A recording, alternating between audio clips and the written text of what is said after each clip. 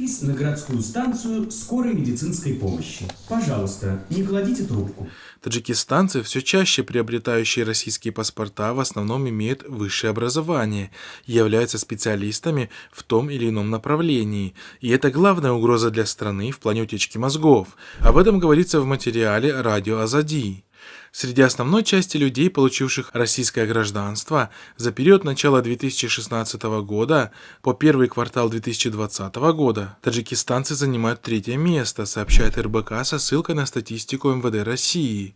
Их доля среди новоиспеченных россиян составляет 10% или 146,1 тысяч человек.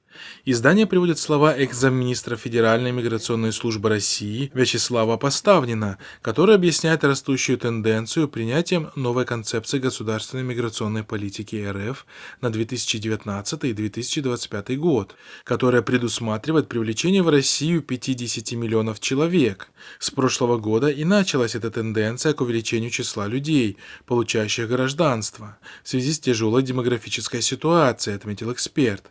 До того в районе 200-300 тысяч гражданств выдавали в год.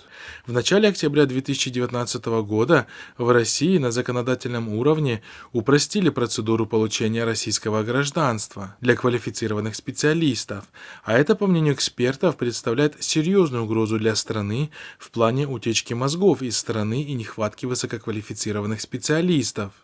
Так, например, в прошлом году экс-министр образования Таджикистана Нуриддин Саид во время пресс-конференции говорил о нехватке учителей. По его словам, население увеличивается, а многие преподаватели либо выходят на пенсию, либо в декретные отпуска, либо покидают страну. Более того, по статистике Минздрава, в стране остро ощущается нехватка медработников, в частности, семейных докторов. По словам экс-министра здравоохранения Таджикистана Насим Алимзада, это количество составляет 79,7% от общей потребности. Эту тенденцию нельзя назвать обычной миграцией, это один из главных путей утечки мозгов, поскольку в этой программе приоритет дается специалистам.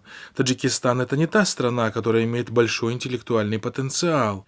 Если еще Россия увезет к себе наших лучших специалистов, то в перспективе это будет иметь негативные последствия, говорит обозреватель Иршод Сулеймани.